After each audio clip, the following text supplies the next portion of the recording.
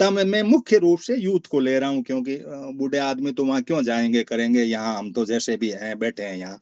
लेकिन यदि हम यूथ को लॉन्च करें, तो हमारे इन देशों के अंदर जो मैंने नाम पढ़े, खाड़ी के देशों के नाम पढ़ लिए, लड़ाइयां इनकी कुछ भी होती होगी, लेकिन मिडिल ईस्ट जो है उसका क्या प्रभाव हमारे ऊपर पड़ेगा। हमारे बॉर्डर हैं, ईरान के लगते हुए border, Afghanistan, Pakistan, Turkmenistan, Armenia, Azerbaijan, Iraq और तुर्की। तो अर्मेनिया चलो नाटो का मेंबर है, उसको उन्होंने ले रखा होगा। नाटो का नियम यह है कि भाई जो एक देश पे युद्ध करेगा तो वो सब देशों का युद्ध माना जाएगा और हम उसको करेंगे। तो आर्मेनिया का युद्ध के लिए तो हो जाए, अजरबैजान यूं ही वो कर रहा है। इराक को इन्होंने सल्टा दिया, इस इराक ईरान के कारण से भाई भाई को लड़ा करके, शिया शिया को लड़ा के पंगा पाल दिया। तो कुछ तो इन लोगों की भी गलती है, कुछ हमारी गलतियां हैं कि हम अपनी, अच्छा भाई दो लड़े तो लड़े, हमें अपनी कूटनीति बहुत ही मतलब बड़ी निष्पक्ष भाव से रखनी चाहिए थी। इतना बड़ा देश, 150 करोड़ की जनसंख्या, और यहाँ यूथ का 65% जमावड़ा, उस यूथ को दुनिया के अंदर बिखेरने के अंदर था। इन्होंने साउथ ग्लोब की बात की थी, मैंने G20 में इसको पूरा पढ़ा कि ये करना क्या चाह रहा है। तब बात पकड़ में आई कि ये 40 देशों की सर्वे हुई, उसके अंदर ये 16 लाख लोगों को भेजना, तो इन्होंने योगा होगा वाले इस तरह से भेज दिया, छोटी दारी कोई ऊंचे नीचे हो रहे थे उनको। तो साउथ ग्लोब के अंदर भी तुम साउथ ग्लोब को अंदर दक्षिणी अफ्रीका को आपने यहाँ एंटर किया, तो वहां पे भेजो न, करो ना इनको कहीं फिट, क्योंकि दोस्ती नहीं तुम्हारी, तुम्हारी दोस्ती तो तुम्हारा जो व्यापारी साथ चलता उसके लिंक कार हथियार खरीदना, इन दोस्ती में पड़े पड़े हो। हमें मरना ही नहीं, हथियार लागने के लिए आप इधर चले जाते हो, इधर जाकर के करते हो, जाकर के डील करके आगे। तो ये कूटनीतियां नहीं कहलाती। मैं अपने व्यू पॉइंट ऑफ व्यू से कहता हूं कि भविष्य वेती कूटनीति हमारी फ्लॉप है। न हमारे पड़ोसियों से कोई अच्छे रिश्ते हैं, बांग्लादेश से हम उलझे पड़े हैं, पाकिस्तान से, सबसे। हमारे कूटनीति के नाते जिन देशों से हमारे लाइजन होने चाहिए, भाई दुनिया टुकड़ों में बसी हुई है। साउथ ग्लोब के देश, नॉर्थ ग्लोब के देश, विकसित देशों को आप छोड़ो, अपनी नहीं है इतनी पहुंच के हम उनमें जाकर के कोई टांग अड़ा लेंगे। ये डॉलर की लपेट में आ जाते हैं अपने। तो कहाँ तुम्हारा रुपया, कहाँ तुम्हारा डॉलर, पड़ी पंचायती मोल लेना। इधर चीन अपना घेराबंदी करके अपने तरीके से करके अपना माल ठूंसे रख रहा है, और अपने बढ़िया जाए माल खरीद करके वो उसको असेंबल करके यहीं चेप दे, अपने आधा तो आधा कहीं एक्सपोर्ट कर दे इन साउथ ग्लोब वाले जो बेचारे छोटे देश हैं उनको। तो ये सारी स्थिति हमारे सामने है, यूथ मेरी नजर में है, और इसलिए हमने आज का टॉपिक विशेष तौर से केंद्र बिंदु भारत, भारत का यूथ, और हमारी जो पॉलिसी है कूटनीति की, डिप्लोमेसी की पॉलिसी, उसके इर्द गिर्द हम बात करेंगे। तो रूपचंद जी, मेरे को आपने सुन लिया होगा, आप दृष्टि रखते हैं बाहर के अंदर, आप मुझे इसी के केंद्र बिंदु बताएं। मेरे भारत को नागरिक को मिडल ईस्ट के जो ये देश हैं, इनके अंदर इनकी लड़ाई आपस में कुछ भी हो, लेकिन भारत की अपनी हर एक देश में छोटी मोटी इमेज है, कहीं 25,000 बैठे हैं, कहीं कई देश में हमारे लोग बैठे हैं। और एक देश का नेता यदि जाता है और कूटनीति में कील ठोक के आ जाता है, वहां हाथ मिला के आ जाता है, तो वहां जाकर के दुश्मन के खेमे में पूरा देश आ जाता है।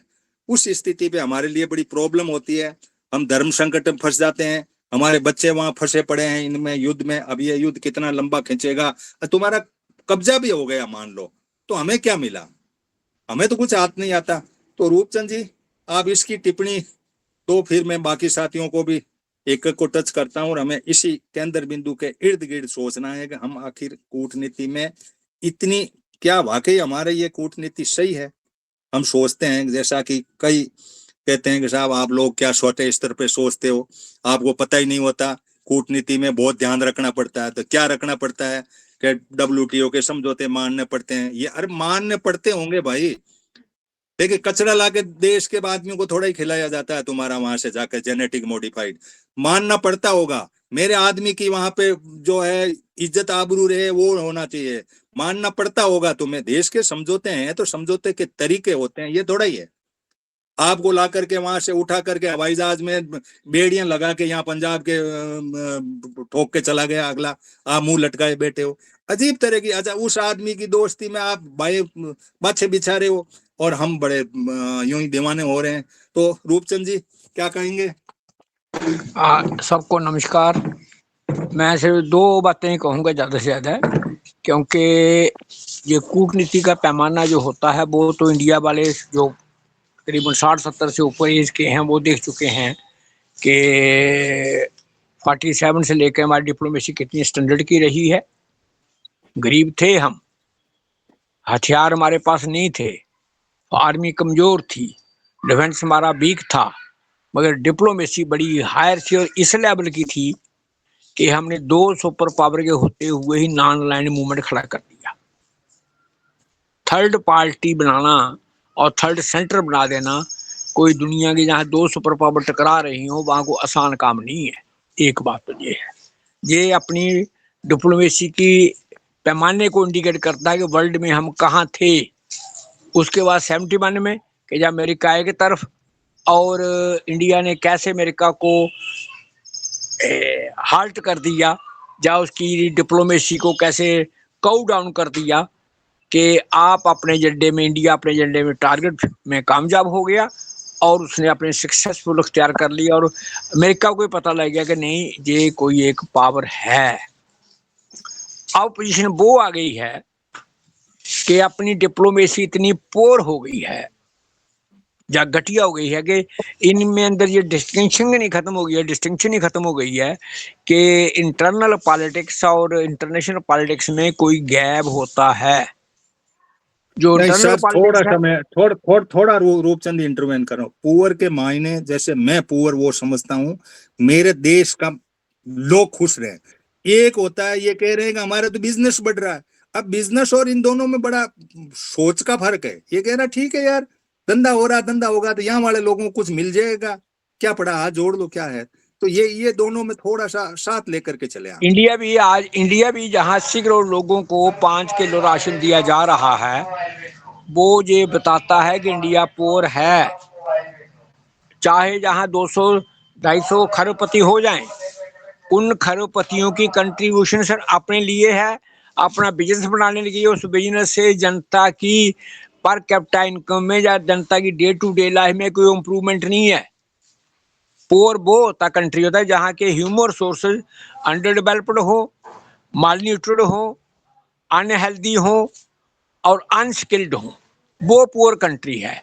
जिस कंट्री के ह्यूमन रिसोर्सेज डेवलप्ड हैं और कॉम्पिटेंट हैं, वो दुनिया में चाइना की तरह और जापान की तरह कहाँ के कहाँ पहुंचा देते हैं। ह्यूमन रिसोर्सेज का पैमाना है कि पुअर थे अब उस वक्त 47 में, और आज हमारी पोजीशन ये पहुंच चुकी है कि हम दिवालिया पाने में रहे हैं और इंटरनेशनल कोर्ट ऑफ जस्टिस में जिसको ट्रायल किया गया as a genocidal criminal, Netanyahu, हम उनके यहाँ जाके कंसल्टेट कर रहे हैं। उनकी सपोर्ट में जो बोल देते हैं कि हम इंडिया तुम्हारे साथ खड़ा है, तो इसका मतलब हम एक दुनिया के जेनोसाइडल क्रिमिनल के साथ खड़े हैं। तो हमारी अप्रोच भी ये बात आती है कि कल हम जहाँ भी उसी लाइन को अडॉप्ट कर सकते हैं जो इजराइल ने फिलिस्तीन में अडॉप्ट की है। एक बात तो ये है कि ये पैरामीटर मिलते हैं, और अब तो सिचुएशन ये बन गई है कि एक दुनिया में बड़ा बॉस मेरी यूएसए, उसका आगे छोटा जो शुडपैया सा हो आप जा ये नेतन्याहू, और उसके नीचे इंडिया बन गया उसका प्यादा, जो स्ट्रीट बॉय कहते हैं जिसको, गली में जो कोई जाब गिराई करके आ, ये उस पोजीशन में है कि ये लंका को धमकाएगा, ये मालदीव को धमका सकता है, ये बांग्लादेश के कर सकता है तनातनी, और ये नेपाल से कर सकता है, भूटान से कर सकता है, पाकिस्तान से कर सकता है। तो इस तरीके से, और एक डायमेंशन और जोड़ दें कि अभी अफगानिस्तान को वर्ल्ड में बिकॉज ऑफ उसकी जो नेगेटिविटी पॉलिटिक्स है विमेन के खिलाफ और एजुकेशन के खिलाफ, किसी ने उसको बड़ा पाई हाई यूएनओ में या कहीं और एंट्री नहीं दी है, ना किसी बड़ी कंट्री ने उसको रिकॉग्नाइज किया है, और उनकी एम्बेसी इंडिया में जहाँ पर खुल गई है। इसका मतलब ये 3 डायमेंशंस, एक तरफ कल्चरल या रिलीजियस फंडामेंटलिज्म अफगानिस्तान और इंडिया, एक तरफ वो लोग जिनकी तरफ जेनोसाइडल अप्रोच है इजराइल और इंडिया, और एक तरफ लोगों में डोमिनेशन करने की छोटों पर वीक देख करके तो अमेरिका की, ये तीन हाइब्रिड चलो पोजीशन में मैं डिप्लोमेसी थोड़ा लग सा गए। आपको यहीं धन्यवाद। रोक रहा हूँ रूपचंद जी, आपसे मैं एक सवाल पूछ रहा हूँ। दुनिया में भारत ये कह रहा है कि मुझे बिलियनियर बढ़ा देना है, एक बार वर्ल्ड क्लास इंफ्रास्ट्रक्चर खड़ा कर दूंगा मैं, और बिलियनियर जो बढ़ जाएंगे, खरबपति अरबपति बढ़ जाएंगे मेरे देश में। ह्यूमन रिसोर्स उनसे अपने आप वो लोग उनको एंगेज कर लेंगे, और जो ट्रिंकल डाउन थ्योरी है इकोनॉमिक्स की, उसके अनुसार जब उसको कुछ मिलेगा तो इनको भी पैसा कुछ मिलेगा। लेकिन एक्सपीरियंस ये कह रहा है कि ट्रिंकल डाउन थ्योरी में ने तो पैसे गए, ने नौकरी गई, ने हमारे ब्लू कॉलर जॉब के लोगों को यहाँ पे एडजस्ट किया गया। अब ब्लू कॉलर जॉब के लोग बाहर जाएं तो ब्लॉकेज, ये हमारी कूटनीति फ्लॉप। इधर आए तो यहाँ हमारी देश की नीति ये हो गई कि हम बिलियनियर बढ़ाएंगे, और हमारा अगला एजेंडा ही ये है कि पूरा सिस्टम जो है कुछ ऐसे व्यापारियों के हाथ में रहे जो व्यापार का काम करे, और राजनीति और कूटनीति अपने आप में अलग है, जो समझौते करे और इस तरीके से करे। इस पे क्या ये लाइन हमारी सही है, या हम इनको बस रोजगार देने के अंदर लग जाएं, अंतर्राष्ट्रीय स्तर पे दें, मिडल ईस्ट में दें, गल्फ में दें, या साउथ ग्लोब में दें, या ईयू में दें, या कहीं और जगह हमें जहां भी लगे कि भाई यहाँ हमारा यूथ एडजस्ट हो सकता है, और यहाँ की ट्रिंकल डाउन थ्योरी में इनको की कहेंगे भाई कंपल्सरली आप इन ब्लू कॉलर जॉब को लगाइए। 65% यूथ है, ह्यूमन रिसोर्स का मेजरमेंट शून्य है, लेकिन ये कह रहे हैं कि एक दिन ऐसा आएगा, world class infrastructure railway station से, ब्लॉक से, हवाई अड्डे से, दूसरा से मैं खड़ा कर दूंगा। खड़ा करने के बाद में मेरा वर्ल्ड के लेवल से लिंक हो जाएगा, और वर्ल्ड के लेवल पे लिंक होकर के हम उस लेवल पे पहुंच जाएंगे। ह्यूमन रिसोर्स अपने आप बढ़े, उसको जिधर जाना है, जिधर अपने हिसाब से एडजस्ट हो। तो इसमें आप क्या टिप्पणी करना चाहेंगे, ह्यूमन रिसोर्स प्लस हमारी ये थ्योरी और हमारी बाहर की कूटनीति? इसमें सवाल इतनी सी बात ही कहीं कहो जैसे ज्यादा है कि जिस तरह से अपनी सरकार का वो अपनी इंटेलेक्चुअलिज्म, जिसको मैं कहते हैं हम इंटेलेक्चुअलिज्म के, यूनिवर्सिटीज के खिलाफ इसका विरोध है, और वो अभी जो इसने अपना दर्शाया है अपना इसका यूनिवर्सिटी, जिसको इसने एक्सीलेंसी का अवार्ड दिया था, गलगोटिया पता नहीं क्या नाम था उसका, तो जो गलगोटिया का जो एक्सप्रेशन है इंटरनेशनल समिट में, इससे ज्यादा डिसऑनेस्टी और इससे ज्यादा इनकी दिवालियापन दिमागी और क्या हो सकता है। कोई जो यूनिवर्सिटी दूसरे की चीज को बनाई हुआ अपना बता करके 420 करके और फिर उसका स्टाल तक बंद करवा दिया, और जबकि उसको इतना स्टाल मिला था कि जितने जितने सारे आईआईटी हैं उनसे ज्यादा मिला था। तो ये पोजीशन बताती है कि हमारी सरकार की स्किल की तरफ या इनोवेशन की तरफ या रिसर्च एंड डेवलपमेंट तक इतना पोर आउटलुक है। जैसे शोबाजी में है कि कर देंगे। सवाल है कि आज तुमने पिछला हिसाब डाल दो, तुमने अगर इसी रफ्तार से किया पिछले हिसाब से कि तुमने जनरेट करके किया है, वो तो जो किया है वो उधार लेके किया, और वो आपको देना पड़ेगा अगले आ करके। ह्यूमन रिसोर्सेज डेवलपमेंट के बगैर दुनिया की कोई ताकत आगे बढ़ नहीं सकती, चाहे ह्यूमन रिसोर्सेज स्किल होने के बाद, डेवलपमेंट होने के बाद, चाहे वो ठीक है बाहर काम करे, रूपचंद जी, यहाँ मैं पर काम करे। फूल कुमार जी आपके सामने एक चिंतन लाके आपको दे रहा हूं। जो बात इधर उधर से आई उसके ऊपर ही मैं आपको ला रहा हूं। मोटी सी बात एक है कि हमारे पास में ब्लू कॉलर जॉब है। ब्लू कॉलर जॉब में ईयू के देश, आपके इधर वाले देश हैं, वो कह रहे हैं कि साहब स्किल नहीं हो। हमने हाथ पांव फैलाए तो उसमें गलगोटिया जैसी यूनिवर्सिटियां भी आ गई, छोटे मोटे करके इन कॉर्पोरेट ने हमें बर्बाद कर दिया, क्योंकि हमें पूरा स्किल करने का ढांचा ही इनको दे दिया था, यूनिवर्सिटी भी इनको दे दी, सारा हो गया। अब हम स्किल नहीं हुए। लेकिन मेरा सोच ये है कि मिडिल ईस्ट के देश में इतनी स्किल की जरूरत नहीं थी, हम वहां कर सकते थे, जाके अपना रोजगार कुछ कर सकते थे एडजस्ट। हमारी कूटनीति यदि सही होती तो ये 18 जो मिडिल ईस्ट के देश हैं इनमें हम कहीं न कहीं एडजस्ट हो सकते थे, या हम साउथ ग्लोब में चले जाते। साउथ ग्लोब को भी हमने टच करने का ढंग से नहीं किया। अब हम ईयू की तरफ बढ़े, या इधर इधर क्या हाथ मारे अमेरिका से, तो ये ठग भी करते हैं, हमें निकाल के भी कुछ नहीं देते हैं, हमें हमारे वीजा और इनमें भी नहीं देते हैं, और वहां से हमें हवाई जहाज में डाल डाल के पटक भी जाते हैं, हमारी इज्जत भी नहीं रहती। इन सारी परिस्थितियों में हमारे इस ह्यूमन रिसोर्स को एडजस्ट करें। भारत के अंदर तो इन्होंने कह दिया कि मैं इनको कह दे रहा हूँ, इनके अंदर जाओ आप, इनके पास काम करो, ये आपको काम लगा देंगे। इन्होंने नहीं लगाए तो कभी कभी लगाएंगे, ऐसे करके हमें बरगलाते रहे। 12 साल हमारे निकल गए। अब इस पूरी दुनिया का मैंने 3 पिक्चर का, साउथ ग्लोब, साउथ पूरा, ये जो मिडल ईस्ट का पार्ट है जहाँ तेल पैसा सब कुछ है, जहाँ पे हमारे ब्लू कलर सेट है, एक आप जहाँ रह रहे हो ईयू के जो कंट्रीज हैं और वो जो हैं, उसके अंदर सुपरफिशियल अमेरिका इसराइल वाले वो और हैं।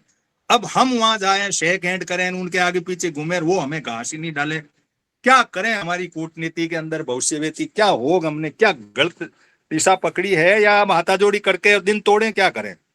फूल कुमार जी। हाँ जी सर, नमस्कार आप सभी को। पॉइंट वहीं जाता है, जैसे मैं मखनोत्रा सर ने जो सबमिशन रखा उसमें जो थोड़ी सी आवाज फूल कुमार जी तेज बोलें।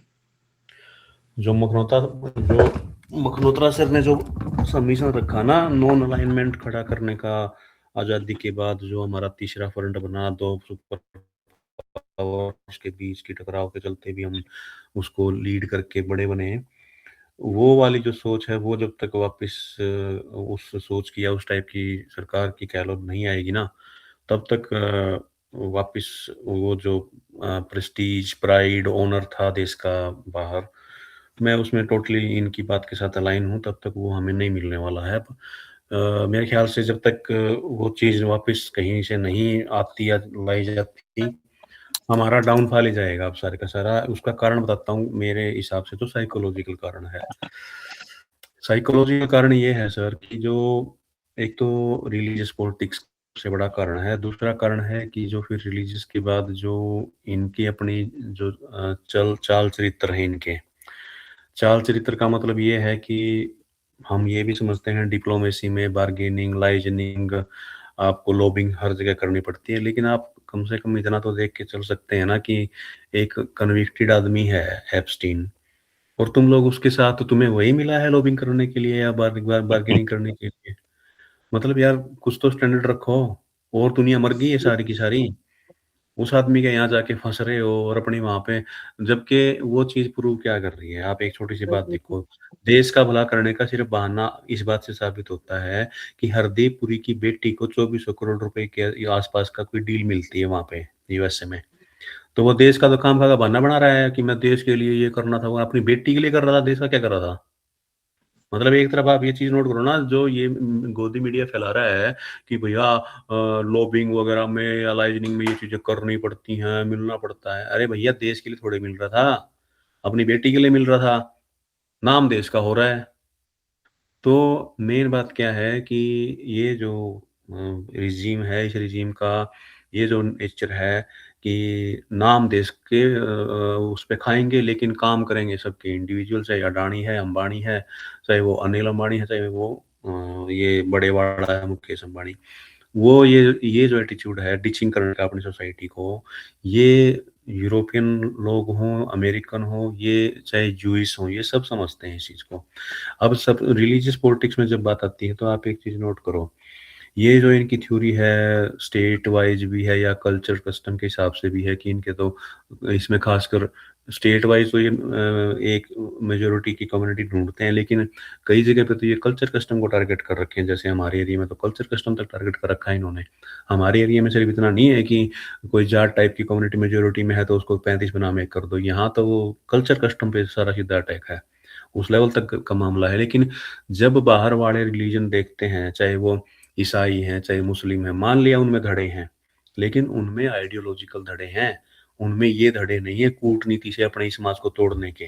सिया सुन्नी है तो डिक्लेयर्ड है, आइडियोलॉजिकल है वो, उनमें ये कम्युनलिज्म नहीं है कि तू छूत है, तू अशूद्र है, तू फलाना नीच ऊंच है। वो धड़े हैं तो आइडियोलॉजिकल हैं, उनकी सिर्फ ये है कि भैया जो मोहम्मद हुए उनके धर्म के संस्थापक, उसके उसने ऐसे किया या वैसे किया, उनकी बहस सिर्फ उस पे है, इस पे नहीं है कि तू फलाना नीच है, छूत है, फलाना ढिमकाना। ये जो मुसलमानों में भी अगर ये गया हुआ है हमारे इंडिया में, जो ये छूत अछूत का, ये वही लोग लेके गए हैं जो कन्वर्ट होके वहां गए हैं इस मेंटलिटी से जो पहले हमारी थी। दूसरी बात, ईसाइयों में धड़े हैं भैया, इनमें कैथोलिक्स हैं, इनमें ऑर्थोडॉक्स हैं, इनमें प्रोटेस्टेंट्स हैं, लेकिन वो आइडियोलॉजिकल लाइंस पे हैं और एट द एंड सारे एक हैं।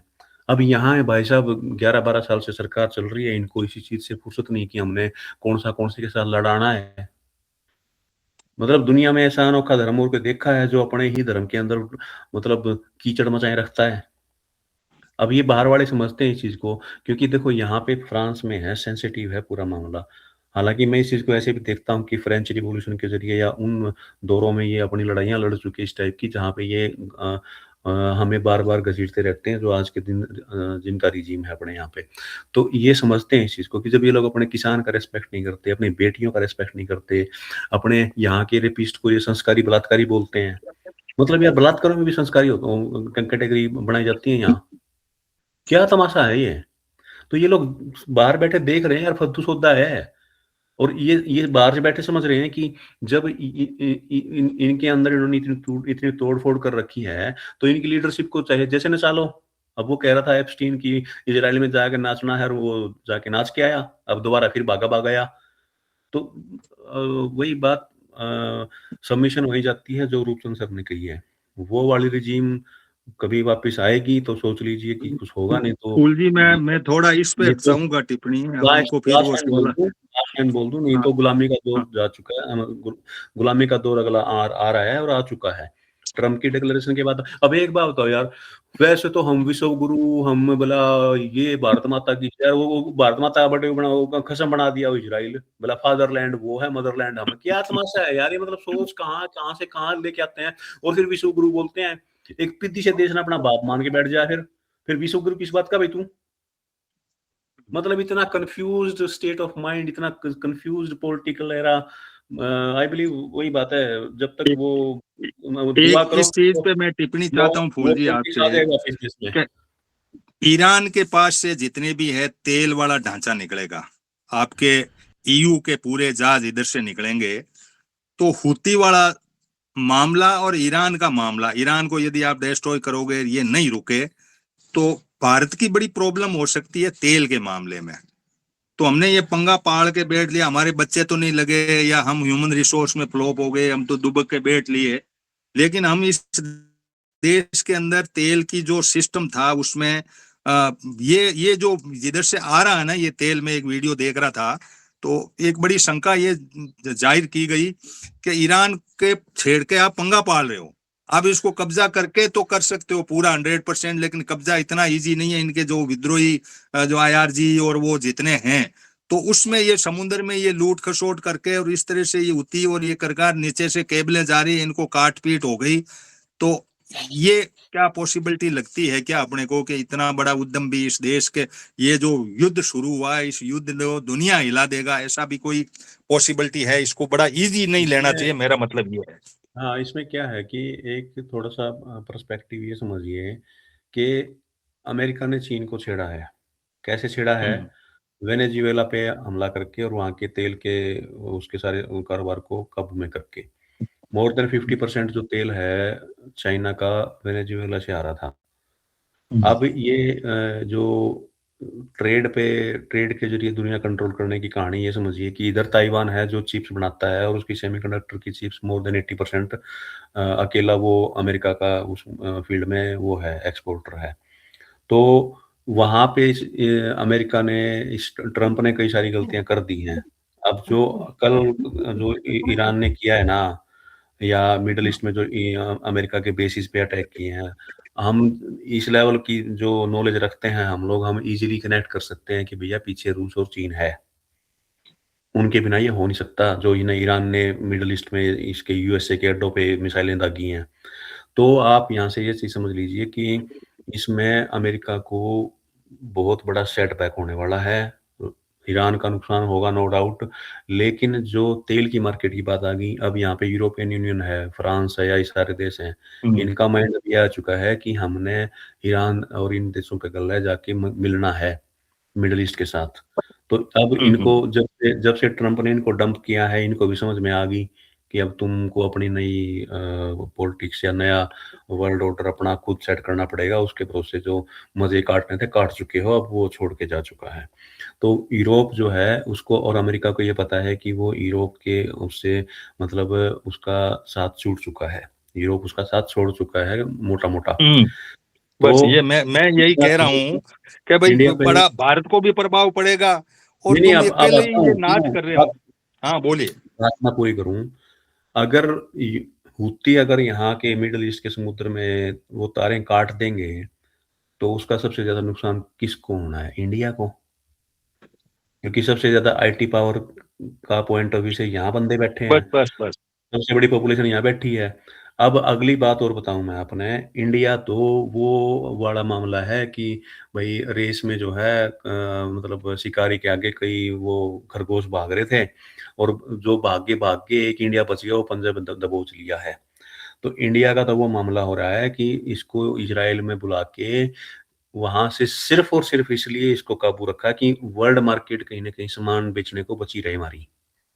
नहीं तो इंडिया का इससे फालतू कोई यूज भी नहीं है अमेरिका के लिए, वो ये जानता है। उसको सिर्फ ये 150-125 करोड़ की जो पॉपुलेशन का जो मार्केट है, वो कहीं चीन और ये रूस का कब्जे में ना चला जाए। उसको सिर्फ अपना जो डंप करना है एक्सपोर्ट का, खेती बाड़ी का, जो भी सामान यहाँ आता है उसकी मार्केट बची रहे। इंडिया सिर्फ अब उसके लिए इतना ही मतलब यूटिलाइजेबल बचा है, उससे फालतू इंडिया की कोई इंपॉर्टेंस है नहीं। अब आप एक और चीज नोट कर लो, वो जो एम्बेसडर घूम रहा है यहाँ पे इंडिया में हमारी डिफेंसेस के साथ मीटिंगें करता, जाके अंदर के राज देखता फिर रहा है। अभी वो कनाडा का पीएम भी आया हुआ है। क्या कर रहे हैं ये लोग यहाँ पे? मतलब ईस्ट इंडिया कंपनी के टाइम पे भी इतने सरेंडर नहीं होंगे जितने ये लोग सरेंडर मोड में जा चुके हैं। Thank you.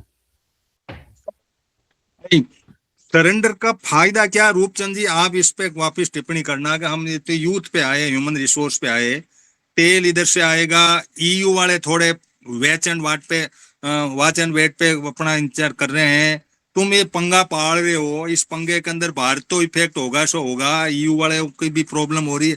तो ये बेटे सुते एक ईरान से पंगा पाड़ने का कोई ऐसा बहुत बड़ा तो नहीं हो जाए, ये लंबा युद्ध खिंच गया कर गया तो वो कहीं ऐसी जैसे तो नहीं हो।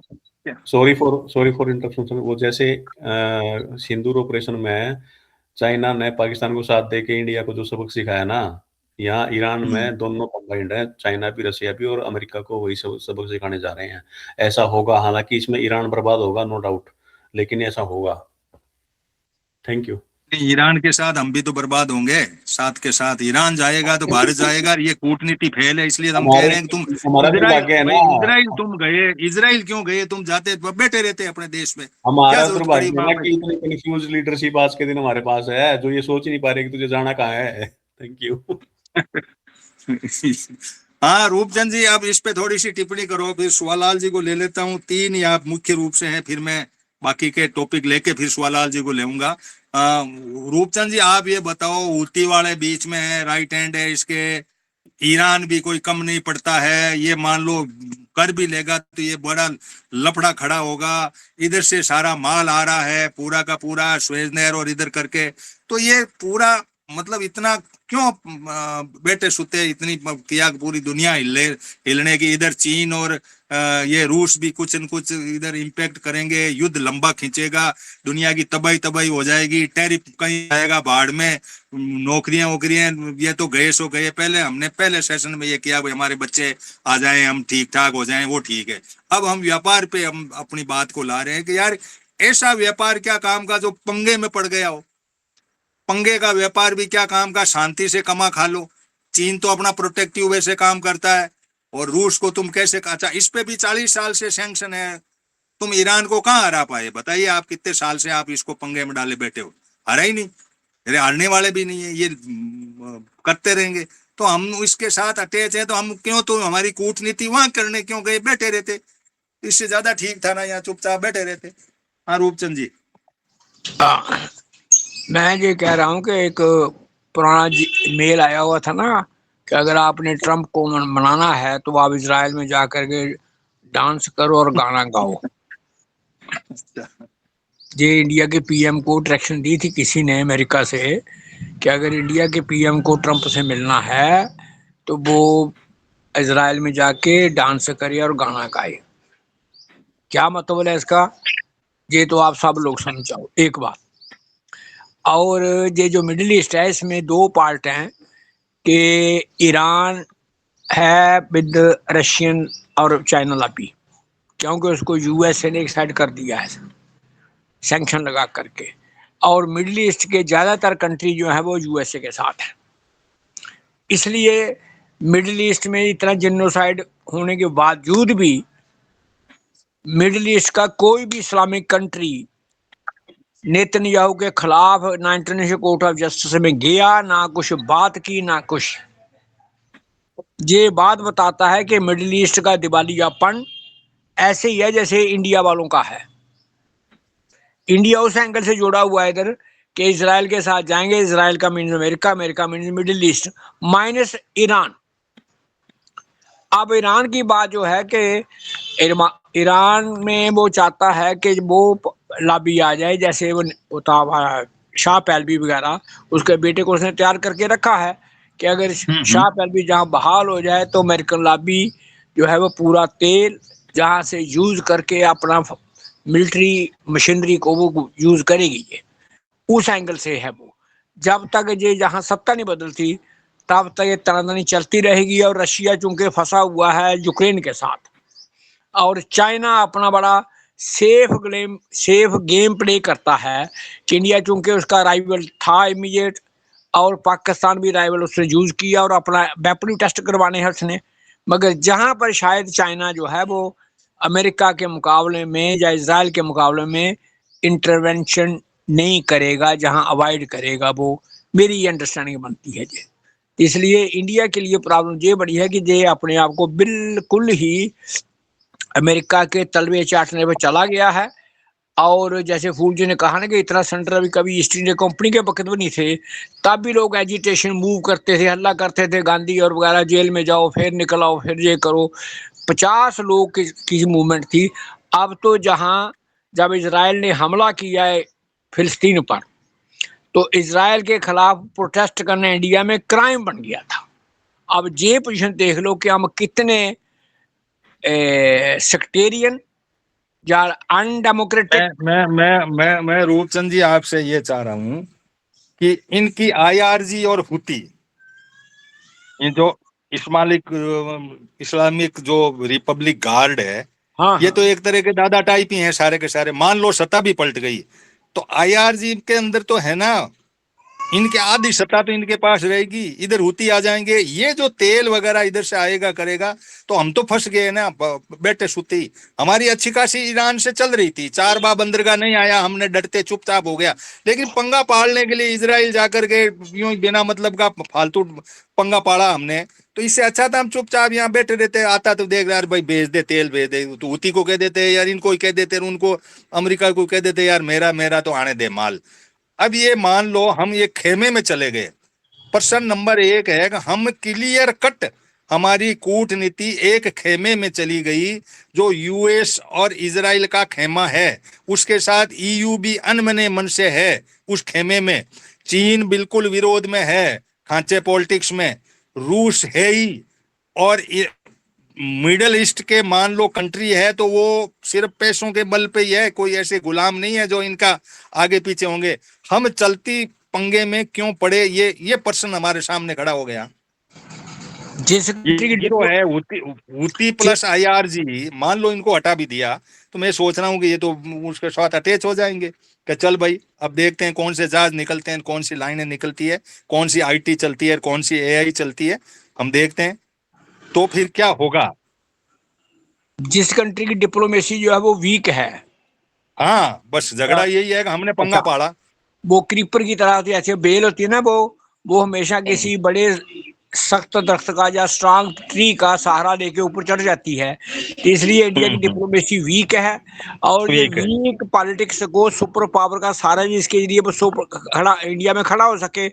बाकी इसके पास इंडिपेंडेंटली अपने पांव पर डिप्लोमेटिकली खड़ा होने के लिए कोई कॉम्पिटेंसी नहीं बची है जैसे पहले थी।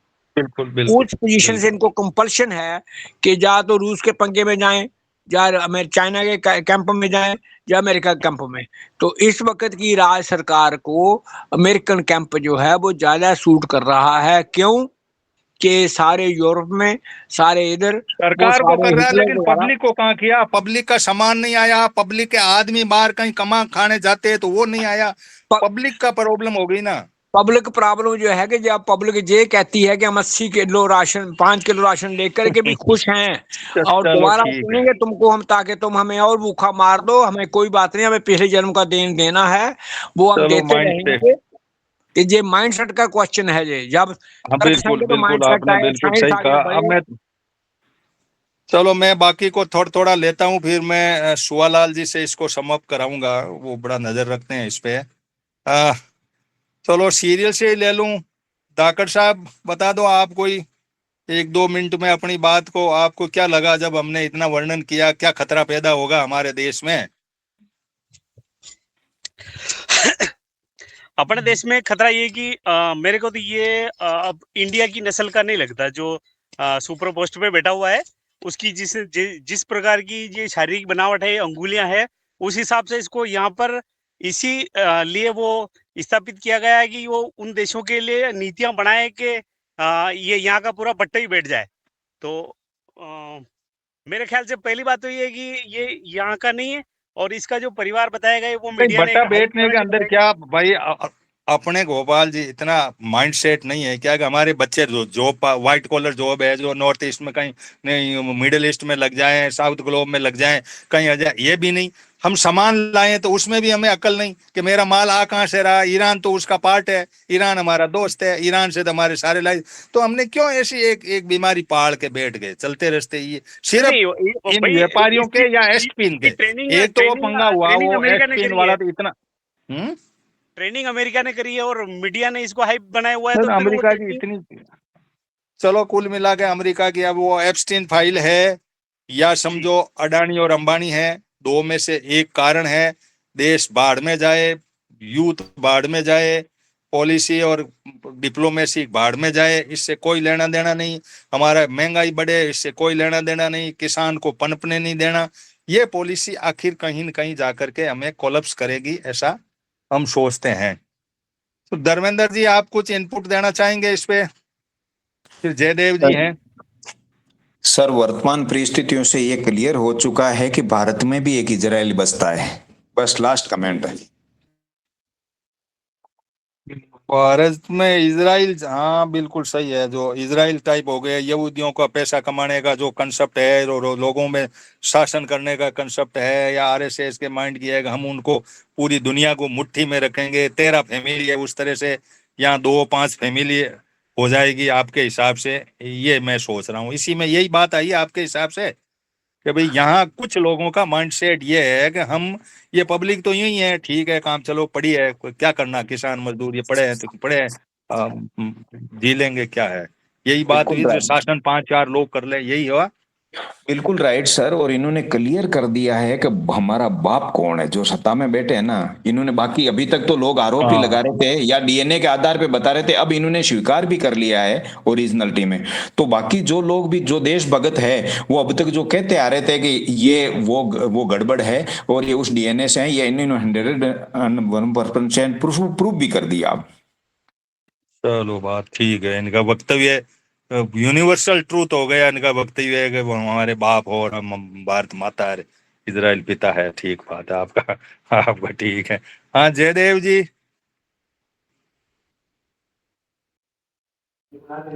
जी नमस्कार सर। नमस्कार। बस सुन रहे आप इस लोग, बेस में आप क्या सारांश निकालते हैं? बस आप लोग ही बता सकते हैं जी।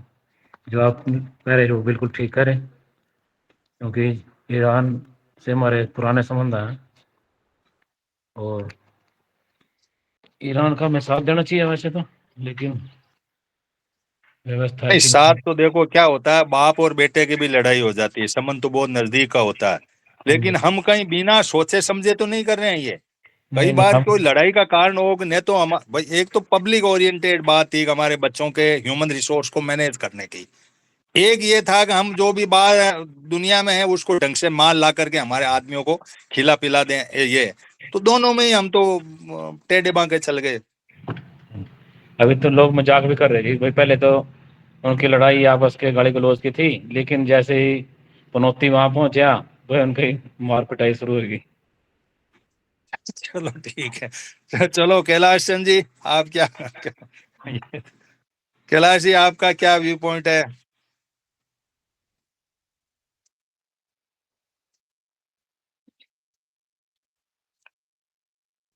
सुन पा रहे हैं कैलाश जी मुझे? फिर एलआर जी गोदारा हैं।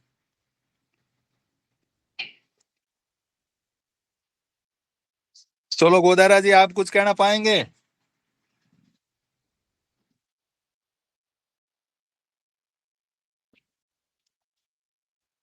मनाराम जी डांगी। हाँ सर, मैं थोड़ा लेट ज्वाइन हुआ हूँ, तो दूसरे साथियों को बुलवा लो, मैं सुन लेता हूँ, बस मैं लेट ज्वाइन हुआ, अभी ज्वाइन हुआ। चलो ठीक है।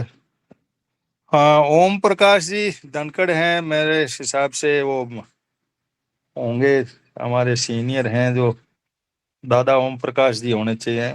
ओम प्रकाश जी, मैंने हमारे बच्चों की बात कही, हमारे व्यापार की बात कही, हमारी कूटनीति की बात कही, ईरान के हमारे रिश्ते अच्छे थे, उसके अंदर हमने ब्रीच किया, और कुछ व्यापारियों के लिए ये सारा कुछ हुआ, या अपनी सीट बचाने के लिए एसपिन की फाइल आ गई इसलिए किया, तो ये आप इस पर क्या सोचते हैं? देखो, इसमें एक्चुअली तो क्या है कि कसूर सारा हमारा है कि इनके लोभ में, लालच में, 11, 12, 13 में, इनकी झूठ में, इनके फ्रॉड में, जब हमने बचपन से नहीं पता है कि इसने अपनी माँ की टूम भी ना छोड़ी है, दूसरा के छोड़ेगा। इसने समाज से, विकास से कोई, जब 2002 में सुप्रीम कोर्ट ने भी किया कि ये दो नफरत के चेहरे जो इस खुला छोड़ने पर हानिकारक माने गए थे, आज वह शासन करने लग रहे थे।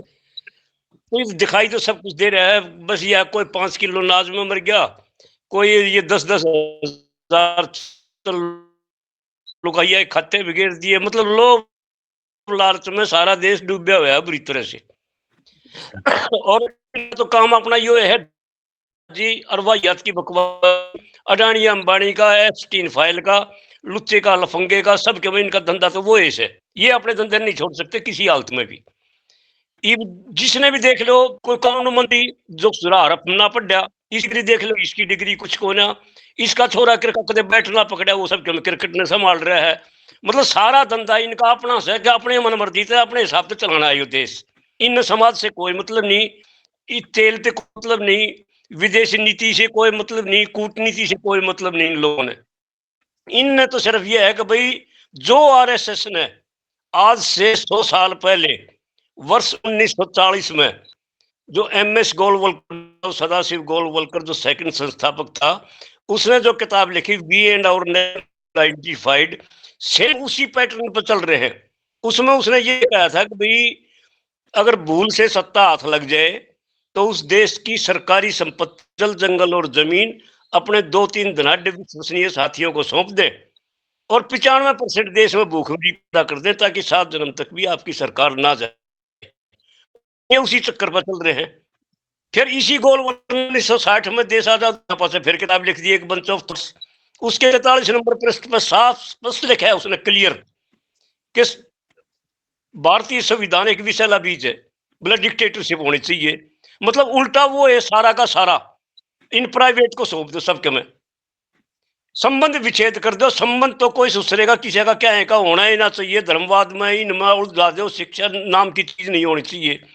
तो इनका धंधा, इनका तो पेशा है, और यह गलती मारी से इमाम अपनी भुगतो। इनने कोई मतलब नहीं, इनने तो सारा देश इन ताई सौंपना है। पहले कोरोना तो मार दी पब्लिक, कदे फौजी मारे, कदे भी हमने हार्ट अटैक में मरते नहीं देखे थे, और साल 78 साल की हमारी उम्र होली, और इब नरी लाइन लाग रही से फौजिया की, क्योंकि टिक्के सबके लाग लिए, इब स्कूला में लाउन लाग रहे से वह टिक्के। इसमें क्या करे इन्हें कि जो न्यू वर्ल्ड ऑर्डर है, जिसके तहत 785 करोड़ पॉपुलेशन को ये 100 करोड़ पे लाना छोड़ देंगे, और 100 करोड़ में लाने में इनने सबसे पहले करे साउथ अफ्रीका में।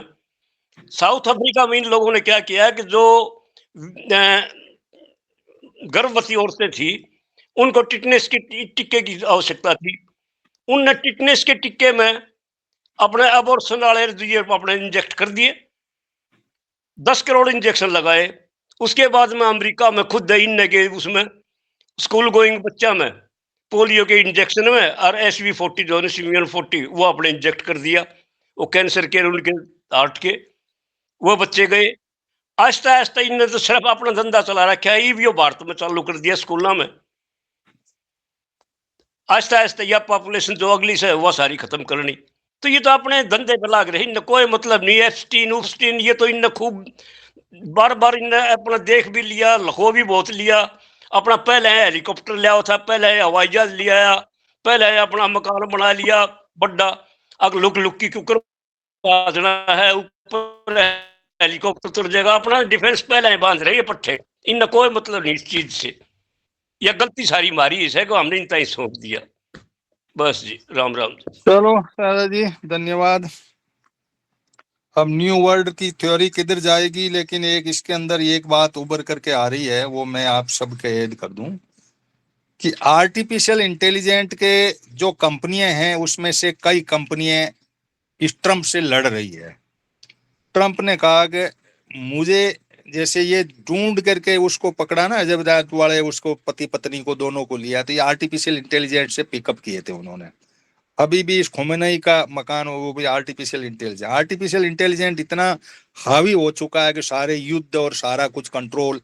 तो ये जो न्यू वर्ल्ड ऑर्डर का ये दूसरा टर्न है ना आर्टिफिशियल इंटेलिजेंट का, ये कुछ नया रंग ला रहा है। उसके अंदर ये जो बनाने वाली कंपनियां हैं कई, इन कंपनियों ने कुछ ऐसी बात कही है कि भाई देख ऐसे हम तेरे को नहीं देंगे ये। तो इसने कहा नहीं, डिफेंस का तो मुझे देना ही पड़ेगा। तुम यहाँ से दुकान चला रहे हो, ये बनाया यंत्र अच्छा है, लेकिन इसको मुझे दो आप। मैं क्या करूं क्या नहीं यूज करूं। वो कह रहा है इसका मिस यूज करेगा तू तो ऐसे तो दुनिया सकते में आ जाएगी। ऐसा हमने गूगल ज्ञान की ये कहानी है। तो इस पे मैं फूल कुमार जी आपकी टिप्पणी लूंगा कि ये जो धनखड़ साहब ने बात कही, ठीक है, ये बातें बहुत बार आ चुकी है, ये सारी बातें हैं, लेकिन आर्टिफिशियल इंटेलिजेंट के अंदर ये कहाँ हम क्या ये कंपनियां कुछ ऐसा कर सकती है ट्रम्प को कह दे नहीं भाई मैं डिफेंस में तेरे को नहीं देते, तुम तो मारोगे इन आदमियों को, ऐसा हम क्यों करें। ये तो चल ही रहा है सर। आर्टिफिशियल इंटेलिजेंस के जरिए सारा का सारा सिक्योरिटी सिस्टम तो कंट्रोल में नहीं सिस्टम है, लेकिन ये इसका ये किसी पागल के हाथ में लग जाए ना यंत्र, तो वो कुछ भी कर सकता है। कहने का मेरा मतलब ये है कि यदि आपको जैसे आप परमाणु बम है उसकी चाबी किसी को बंद गई, दुनिया मार दे, तो आर्टिफिशियल इंटेलिजेंट उसी का एक पार्ट मानो आप। तो ये फाइल के बाद पागलों की क्या है सर, एप्स्टीन फाइल वाले एक्सपोजर के बाद पागलों की कोई स्पेसिफिक कैटेगरी नहीं रही है। अल्ट्रा रिच लोग भी वाहियात किस्म के पागल हो सकते हैं, उसके एग्जांपल हमने देखे हैं।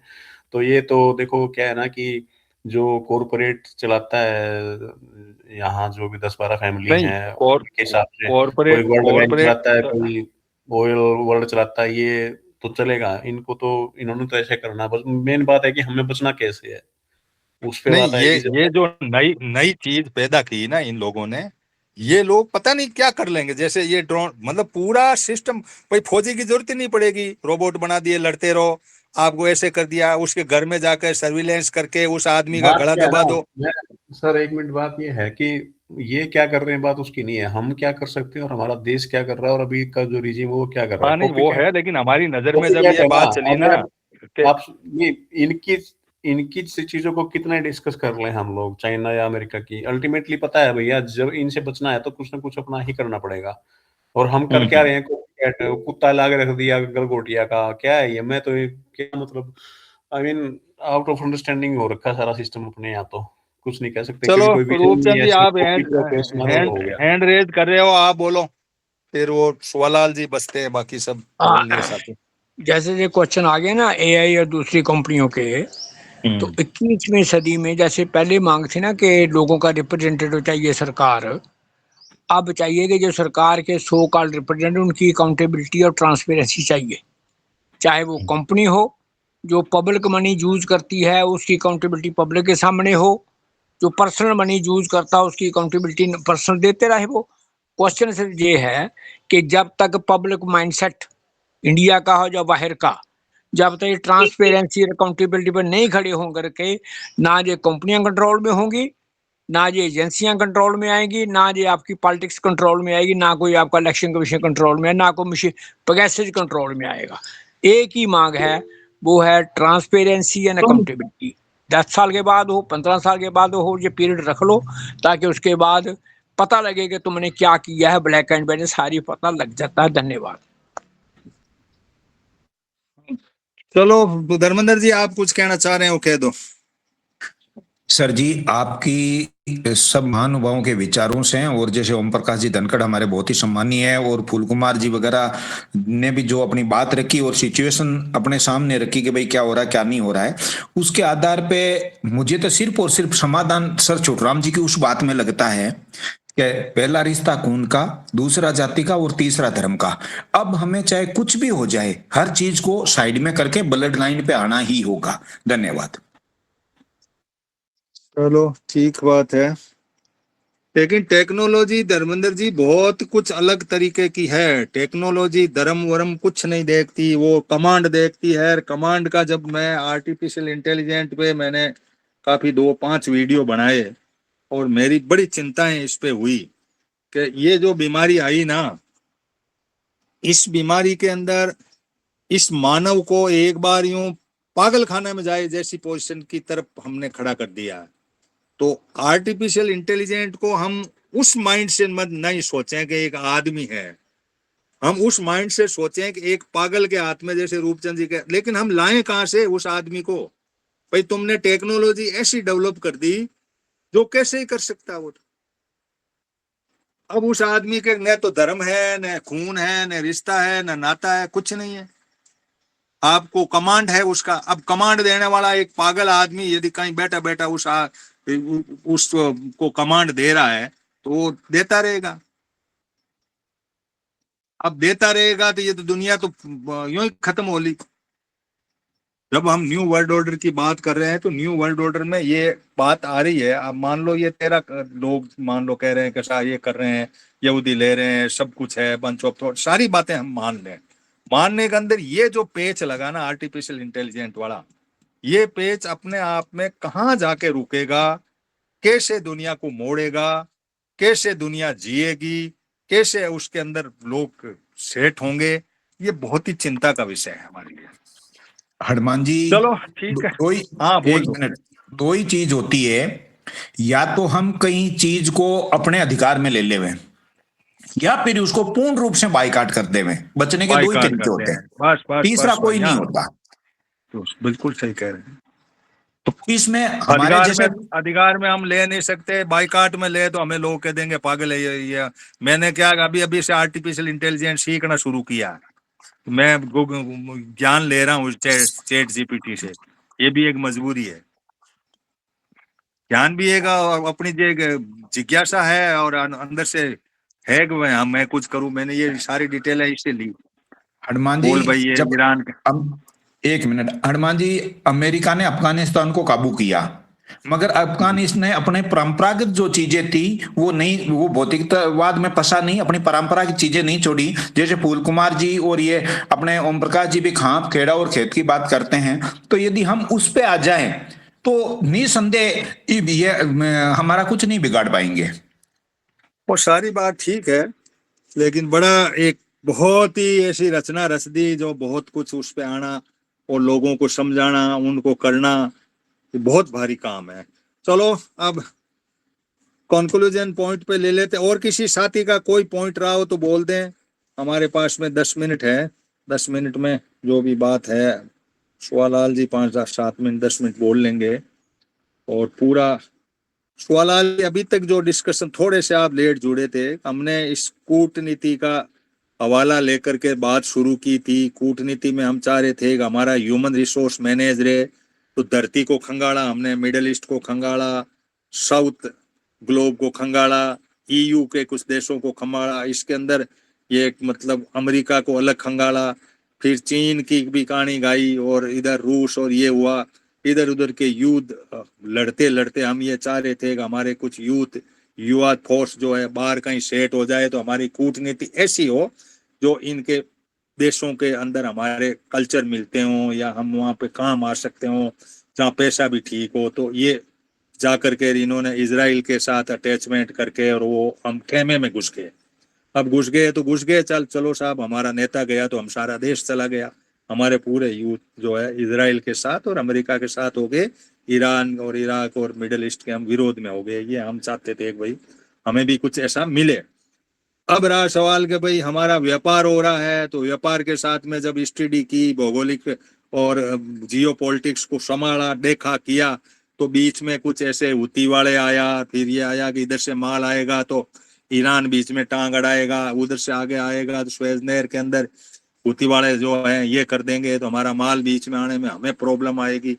ये बातें भी हमने डिस्कस में लाने के बाद में ये आया भाई भारतीय सेल्फ में क्या करें। अब कूटनीति चाहे ठीक है, जो इधर जाए लोग जाते रहे, करते रहे, हमें क्या करना, हमें तो अपने देश को संभालना। तो देश का ढांचा पूरा का पूरा ये था भाई 4 आदमियों को हमारा पूरा देश दे दिया गया, पूरा तंत्र उनके हाथ में दे दिया गया, नौकरी, और हमारे ब्लू कॉलर जो, व्हाइट कॉलर का तो खाता ही क्लोज हो गया, लेकिन ब्लू कॉलर जॉब हमारे यूथ को चाहिए था और वो हमें मिल नहीं रहा। तो एक बहुत बड़ी क्रांति की तरफ तो नहीं कर सकते, लेकिन हम कह सकते हैं कि हमें बड़ा संकट है यूथ के ऊपर। ये हमारी कूटनीति लोकल लेवल पे भी हम किसी से लाइजन नहीं रख रहे हैं, बाहर के आदमी को ला करके यहाँ ट्रेनिंग स्किलिंग वो भी नहीं कर रहे हैं। हम ने उसमें कोई ढांचा जमा रहे हैं, ने एमएनएस मल्टीनेशनल कंपनी को बुला पा रहे हैं, ने हमारे पास में कोई फंड आ पा रहा। तो हम इधर उधर भटकते हुए हवाई जहाज लेके घूमे, आज इधर गए, आज इधर गए, समझौते किए। तो ये बड़ा एक सवाल हमारे सामने हो गया ह्यूमन रिसोर्स का और ट्रेड का।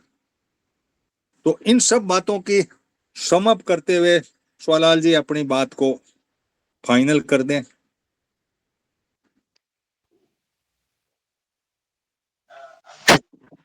Thank you. कुछ धनखड़ साहब आप कुछ कहना चाह रहे हैं क्या? हाँ, एक आप तो जितने ये डिस्कशन करी है ना, इसका एक छोटा सा हल तो निकल सके है, अगर अच्छा हुआ तो पब्लिक। और हल ये है कि जो ये कॉरपोरेट है ना, ये सरकार जो अडानी अंबानी था, ये सब बके में हमारा खोज के उनता ही पकड़ाने लग रही है। इनका इलाज सिर्फ यह है कि भाई एक बार कोई बड़ा सम्मेलन हो, जिस तरह पुष्कर में भी हमने बात रखी थी, फिर उधर बिजनौर में भी जाके रखी थी, अब कल वो पुणे में भी रखी जाएगी। तो हम ये चाह रहे हैं कि भाई जो एक बार कम से कम पब्लिक इतना कर ले कि भाई इनका बाइकाट तो कर दे, इनका आर्थिक बहिष्कार तो कर दो कम से कम। भाई इनका सामान मत खरीदो 5,000 से ऊपर का, एट ए टाइम, एक समय में 5,000 से ऊपर का। बात ठीक है धनखड़ साहब, मैं काफी 10 साल से इस पे अवॉइड मार्केट के मॉडल को ला रहा हूँ। शिव मोटो हम अपने बांट ले, सामाजिक सहकार वाली बात भी अपन ने रखी थी, लेकिन पब्लिक इस लाइन को पकड़ नहीं पाती। पब्लिक तो बस वो इसी माइंड सेट की लड़ाई है। सुवालाल जी देखिए, पब्लिक इसलिए नहीं पकड़ पाती है कि अभी जो कैपिटलिस्ट मार्केट का जो मॉडल है, इसमें क्विक, स्मार्ट, फास्ट तरीके से services, goods supply, production, manufacturing होता है। और आप जो सामाजिक सहकार की बात कर रहे हो, वो एक ट्रेडिशनल नेटिव मॉडल है। तो उससे तो आज की पीढ़ी एक अवेयर नहीं है, उससे जुड़ाव नहीं है, तो इस वजह से है। अब बात आती है टॉपिक पर कि ईरान पर जो तरीके से हुआ, देखिए मैं ये बताऊं कि जो खोमनेई है वो दरअसल इनके पूर्वजों भारत मूल के ही है, भारतीय मूल के ही है, देवबंदी से ही इनका जुड़ाव है। और जो देवबंदी का जो सिस्टम है वो वैसा ही है जैसे ईरान में ये रिलीजियस, सुप्रीम रिलीजियस लीडरशिप का जो सिस्टम है, सेम स्ट्रक्चर वही है। तो वो तो मैं आपको इन्फॉर्म कर रहा हूँ। दूसरा यह है कि ये इजराइल और यूएस की जो ईरान पर हमला किया, उसके पीछे आपको इंडिया भी शामिल है इसमें। इंडिया, मोदी ऐसे ही नहीं गया है इजराइल 2 दिन पहले, दुनिया का कोई नेता नहीं गया इजराइल। जब 2 दिन बाद इजराइल हमला कर रहा है ईरान पर, अमेरिका की साथ पीछे होके, मतलब अमेरिका के से आगे होके, तो मोदी क्यों गया था इजराइल, ये जानना बहुत जरूरी है। देखिए इसके और मोदी जाने से पहले ही अफगानिस्तान और पाकिस्तान के बीच में पश्चिमी बॉर्डर पर फाइट शुरू हो गई, उनके डूरंड लाइन पर। मोदी इसलिए गया था इजराइल क्योंकि इंडिया जो पश्चिम एशिया है, यहाँ सिर्फ 2 स्ट्रेटेजिक सी पोर्ट्स है जहां पर इंडिया का कंट्रोल भी है या साझेदारी है।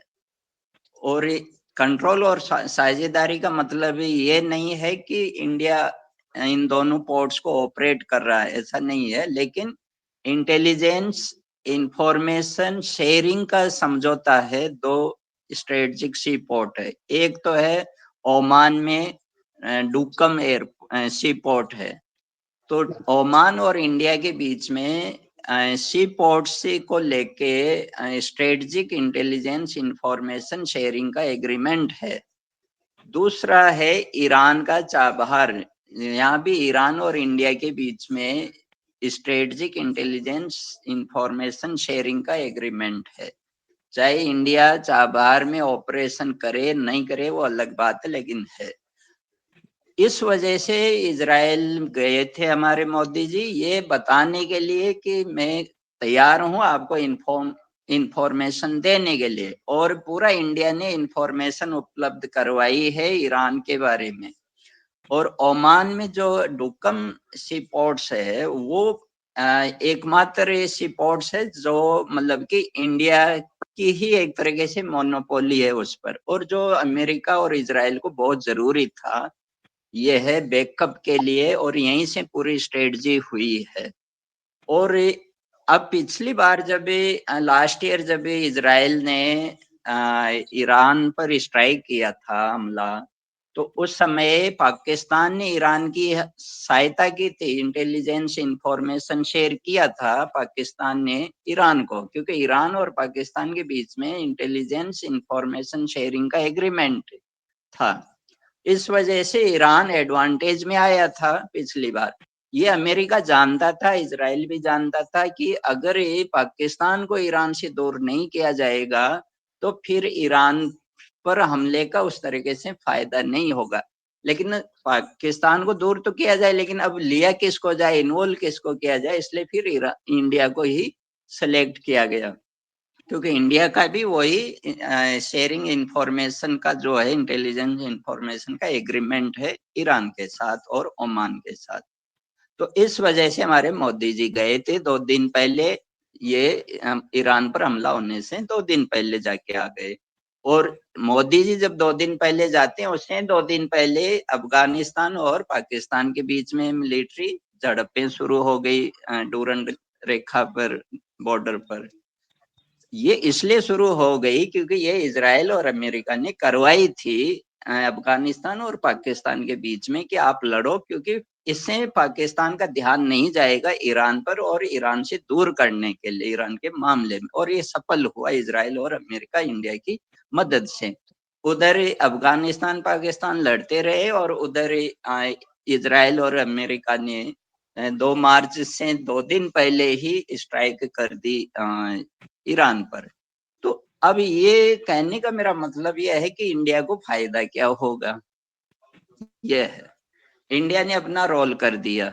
फायदा ये होगा इंडिया को कि अमेरिका के मतलब जितने भी 27 आर्मी के या जो भी स्ट्रेटेजिक बेसेज है, अड्डे हैं जो 27 इस पश्चिम एशिया में, और जो सी पोर्ट्स है उन सब में इंडिया की, इजराइल की और अमेरिका की साझेदारी होगी। जो वहाँ के गल्फ कंट्रीज है उनकी तो वैसे भी रहेगी। तो इंडिया को एक तो ये फायदा मिलेगा। दूसरा है कि ईरान का ऑयल अभी मिलेगा। जब अगर ईरान में सत्ता चेंज हो जाती है या सबको सफलता मिल जाती है इजराइल अमेरिका को, अभी तो दूर की बात है, तो एक तो ये होगा। दूसरा है कि अमेरिका को इंडिया की मदद से, अफगानिस्तान की मदद से सेंट्रल एशिया में अपनी एंट्री कर लेनी है। जब तक ईरान को कमजोर नहीं किया जाएगा, या जब तक अफगानिस्तान और इंडिया अमेरिका के बिल्कुल साथ में नहीं होंगे, तब तक अमेरिका का ये प्लान सफल नहीं हो सकता है।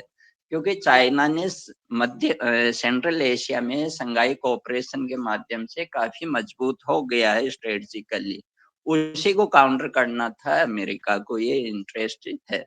अब आप सोचिए कि अफगानिस्तान क्यों लड़ने लग गया पाकिस्तान से? ऐसा कुछ हुआ ही नहीं दोनों के बीच में, सिर्फ इंडिया ने ही इनको लड़ाया है अफगानिस्तान का। क्योंकि आप जानते हो कि अफगानिस्तान और इंडिया के बीच में अच्छा डिप्लोमेटिक मिलिट्री रिलेशन है, भले ही इकोनॉमिक रिलेशन मत हो, लेकिन डिप्लोमेटिक, पॉलिटिकल और सिक्योरिटी टाइप से अच्छा रिलेशन शुरू हो गया अफगानिस्तान के बीच, दोनों के बीच में, इंडिया अफगानिस्तान। उसी का फायदा लिया है अमेरिका ने इंडिया से, कि भाई आप जो कहोगे, सलाह दोगे, वो मानेगा। तो इसलिए अफगानिस्तान की लीडरशिप ने इंडिया की सलाह ही मान ली पाकिस्तान के खिलाफ, और सोचिए उनसे लड़ पड़े। अब जो नुकसान फायदा वो अलग बात।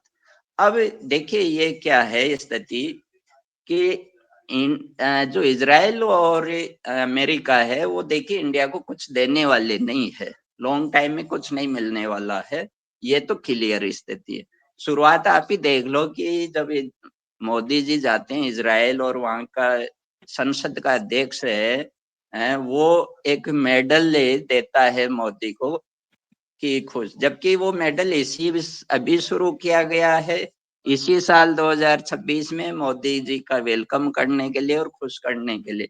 बल्कि ऐसा कोई मेडल वहां है ही नहीं, पुरस्कार जो कहते हैं मैं सर्वोच्च, इजराइल का सर्वोच्च पुरस्कार तो नहीं दिया है, और लोग, और जो संसद का स्पीकर दिया तो वो भी एक फेक मेडल है। मोदी को कोई फर्क नहीं पड़ता है बहुत, क्योंकि खुद ही फेक काम करता है, तो ऐसे ही मिलेगा।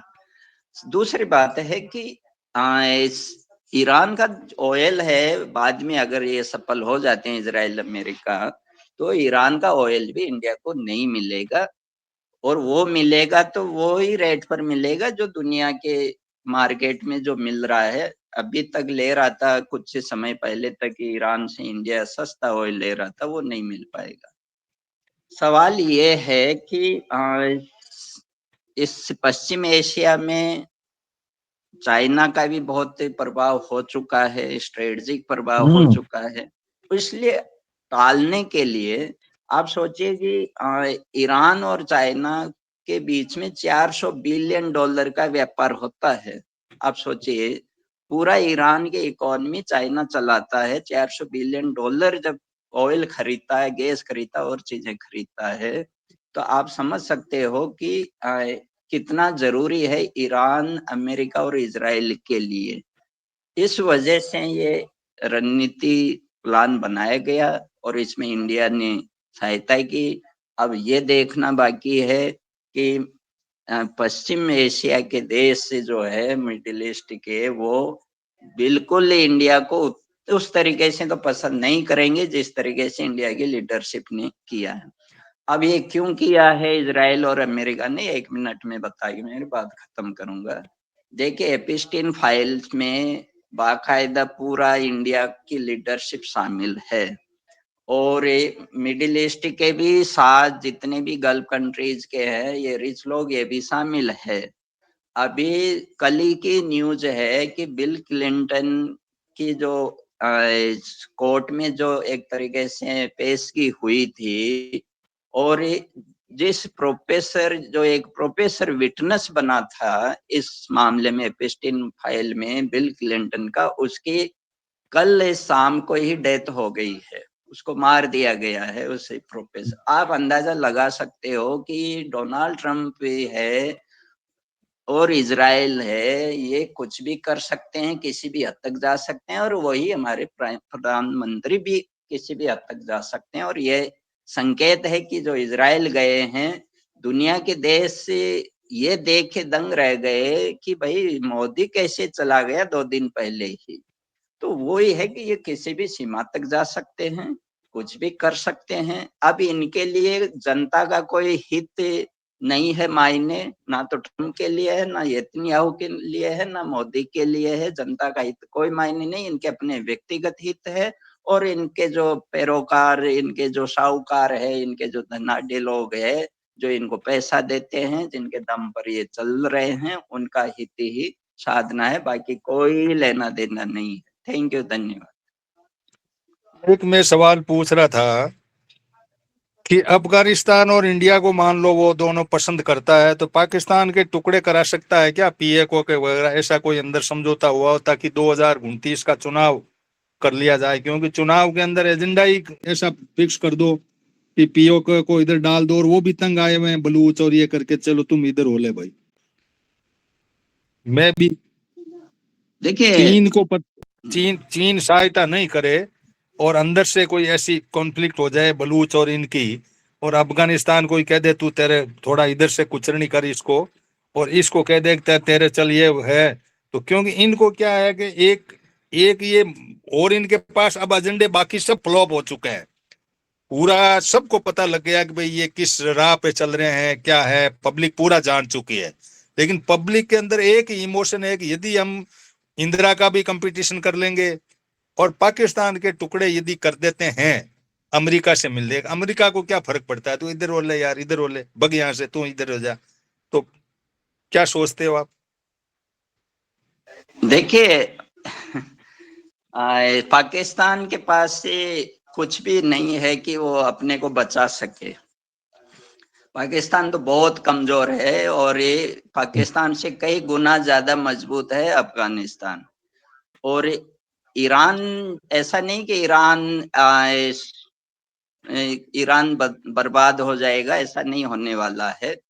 क्योंकि देखिए क्या है कि ईरान ने त्याग किया है खोमेनी का, खोमेनी को जाने दिया गया है। ये चाइना और रशिया ने की ही प्लान था, और ये था कि भाई आपको अब त्याग करना ही पड़ेगा, बाकी ये ट्रम्प नहीं मानेगा, इजराइल नहीं मानेगा, आप चले जाइए। चाइना और रशिया चाहते तो क्या खोमेनी को बचा नहीं सकते थे क्या? बचा सकते थे आराम से, ऐसा थोड़ी। और बाकायदा खोमेनी को ही पता था भाई मैं अब जाऊंगा, है ना, और लगभग 87 ईयर्स के भी हो गए, वो जाएंगे। और ये निश्चित था कि ये सेकंड स्ट्राइक हमला जो ईरान पर होगा उसमें खोमेनी जाएगा, बचेगा नहीं, और चला गया। जाने से पहले पूरा खोमेनी ने पूरा पॉलिटिकल, एडमिनिस्ट्रेटिव, सिक्योरिटी सारे अपॉइंटमेंट करके गया है। ऐसा नहीं है कि कुछ नहीं। और ये भी है कि बाकायदा चाइना और रशिया ने लिस्ट तक दी है कि भाई खोमेनी आप और आपके नीचे की 2-2 रैंक के भी लोगों को जाना पड़ेगा, और वो भी चले गए हैं साथ में, खोमेनी के साथ में वो भी चले गए। तो चाइना और रशिया, चाइना तो क्या है, देखिए लड़ाई कभी नहीं लड़ना चाहेगा ना, चाइना को इस तरीके का एक्सपीरियंस है, और खासकर इस पश्चिम एशिया में तो चाइना कभी भी नहीं लड़ना चाहेगा। चाइना सिर्फ अपने आर्थिक हितों को पाने के लिए, बचाने के लिए कुछ भी कर सकता है, लड़ना नहीं, कुछ नहीं चाहेगा। मैं जो सवाल कह रहा हूँ, हाँ, मैं सोनाल आपके जी, वो सवाल यही पर है। ही आ रहा हूँ, हाँ। अभी आप ही के सवाल पर आ रहा हूँ। तो अब देखिए क्या है कि पाकिस्तान तो बिल्कुल बिखरा हुआ कंट्री है, कुछ भी दम नहीं है पाकिस्तान के, ना तो अंदर है ना बाहर है। आप ये सोचिए कि आप सोचिए पिछले साल वहाँ पाकिस्तान के जनरल आर्मी जो चीफ है मुनीर साहब को अमेरिका ने बुलाया, ट्रम्प ने उसको अपना उसको पता था, ट्रम्प को पता है कि भाई मुनीर है वो हेल्प कर रहा है ईरान की, तो सबसे पहले मुनीर को अपने पक्ष में ले लिया। आज वही मुनीर अपने देश के खिलाफ होके और ईरान की मदद नहीं की। और जबकि आप सोचिए कि पूरा पाकिस्तान है ईरान से कितना मदद लेता है, पूरा पाकिस्तान ईरान से गेहूं खरीदता है, ईरान से ऑयल खरीदता है, हर चीज ईरान से खरीद रहा है, लेकिन आज उस देश की मदद नहीं की इस पाकिस्तान ने। आप जिनने जो सवाल किया बलूचिस्तान पीओके, यही है अगला प्लान। बलूचिस्तान पीओके यही अगला प्लान है इंडिया का, मोदी का। इसीलिए तो आप सोचिए कि मोदी कुछ भी करेगा ये दिखाने के लिए, पाने का अगला चुनाव जीतने के लिए, क्यों नहीं करेगा। और आसान है पाकिस्तान के टुकड़े होना, कोई बड़ी बात नहीं है। क्योंकि देखिए बलूच जो है 5% तो पॉपुलेशन है, और लगभग 30-40% क्षेत्रफल है पाकिस्तान का, 10% भी पॉपुलेशन नहीं है। तो वो तो क्यों नहीं, वो तो चाह रहे हैं। और ये पूरा ईरान जैसे इंडिया और म्यांमार के बीच में जिस तरीके से फ्री मूवमेंट रिजिम रहे हैं, कोई फेंसिंग नहीं है, वही स्थिति है ईरान और बलूचिस्तान के बीच में। तो ये बलूच लोगों का अफगानिस्तान के साथ नहीं बनती है बिल्कुल भी, लेकिन ईरान के साथ काफी अच्छी बनती है। तो ये निश्चित होगा, क्योंकि ये इसलिए भी होना जरूरी है कि जो चाबहार पोर्ट है वो इंडिया तभी उस पर अपना कुछ कंट्रोल कर पाएगा जब बलूचिस्तान से सपोर्ट मिल पाएगा, सपोर्ट मिलेगा। बिल्कुल यही बात, मेन बात यही है कि अब इनके पास इसके सिवाय विकल्प नहीं है। ये करके 2029 में ये अपना जमा सकते हैं कि चलो जी मैंने ये कर दिया, देखो उसने ये किया तो मैंने पीओ को और इसको ले आए। अब इसमें आधा अधूरा ही लाए, भले ही कुछ मतलब ही नहीं, लोगों को कौन से जानकारी है। चीन को दे दिया तो दे दिया, इधर मैंने ये कर लिया, तो दुनिया भूल जाती है इस बात। ये पता नहीं कि पीछे रिमोट कंट्रोल और किसी के हाथ में होता है। चलो, और कोई साथी कोई बात कहना चाहे तो 3 मिनट है।